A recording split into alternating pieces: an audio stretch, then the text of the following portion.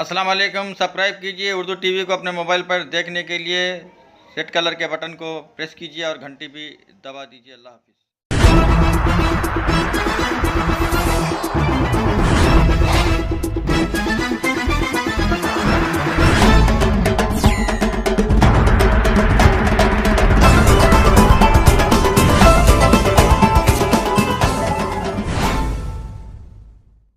अस्सलाम वालेकुम रहमतुल्लाहि व बरकातुहू। नाज़रीन, आप देख रहे हैं उर्दू टीवी न्यूज़ चैनल। मैं हूं आपके सामने रफ़ीक नूरी, सीनियर जर्नलिस्ट। आइए उर्दू टीवी न्यूज़ चैनल के खबरनामे में आपका खैर मुक़द्दम है। आइए देखते हैं आज के खबरों की तफसीलात। हैदराबाद पुलिस ने आज नारायणगुड़ा में चलाए जाने वाले एक मसाज सेंटर पर छापा मारा।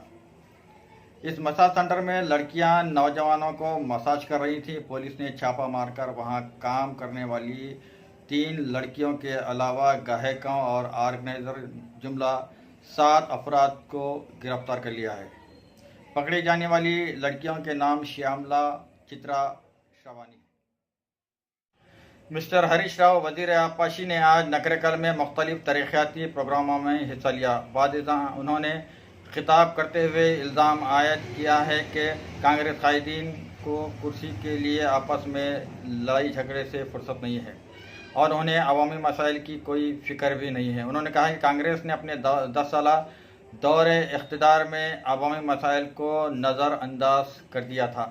अब जबकि TRS हुकूमत अवाम के हर तबके की भलाई के लिए इक़दाम कर रही है। कांग्रेस कायदीन बौखलाहट का शिकार हैं। उन्होंने कहा कि कांग्रेस और हुकूमत में बरक़ी की कटौती आम हो चुकी थी। किसी भी शोबे को 24 घंटे बिला वक्फा बरक़ी सरबराह नहीं की गई थी। किसानों को फसलों का भारी नुकसान हुआ। कांग्रेस और हुकूमत बरक़ी, खाद की कमी और नकली अद्वियात के बहरान से पुर रहा। उन्होंने कहा कि मुल्क की किसी भी रियासत में ज़रूरी शोबे को 24 घंटे मुफ्त बरक़ी सरबराही का इंतज़ाम नहीं है।